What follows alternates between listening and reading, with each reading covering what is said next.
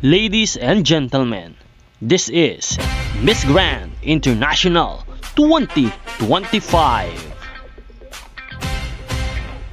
Are you ready for this year's Miss Grand International Grand Coronation Night?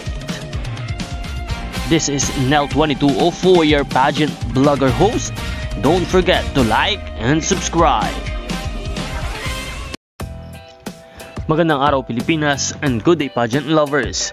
Ngayong taon sa kompetisyon ng Miss Grand Philippines ay si Anita Gomez ang pinakamalakas at pinaka-deserving na maaaring ipadala sa Thailand para sa Miss Grand International 2025 competition.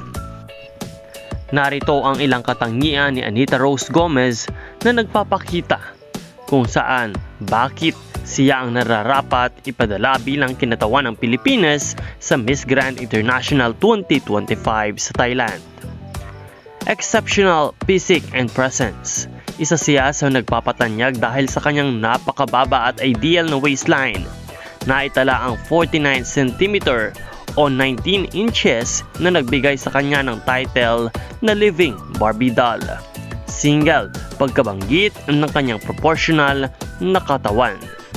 Bukod sa waistline, ay may taas na 1.71 meter na nagbibigay sa kanya ng commanding presence sa runway. Ikalawa ay ang solid pageant experience and versatility.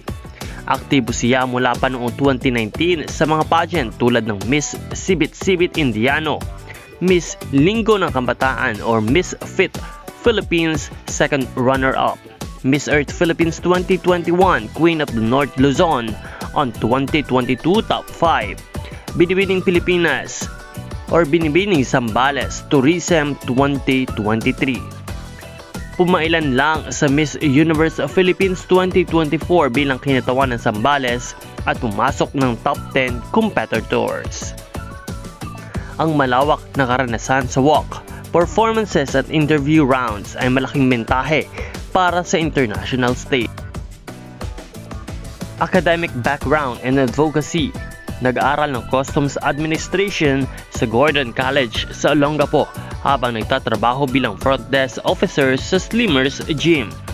May sariling social advocacy para kay Juan at kay Juana na tumututok sa kalidad ng edukasyon at suporta sa youth lalo na sa mga probinsya. Resilience and personal narrative. Nagmula sa simpleng buhay sa Zambales, kinalaban niya ang kahirapan para matupad ang kanyang mga pangarap. Marahil ito ang dahilan kung bakit kilala siya bilang Queen of Grit and Endurance ayon sa lifestyle features. Ipinapakita nito na hindi lang siya maganda, kundi mayroon din siyang puso at determinasyon para sa mas malaking advokasya. Fan support and fanpic. Sa Reddit at iba pang fans forums, malaki o malakas ang suporta sa kanya bilang isang solid contender para sa Miss Grand Philippines.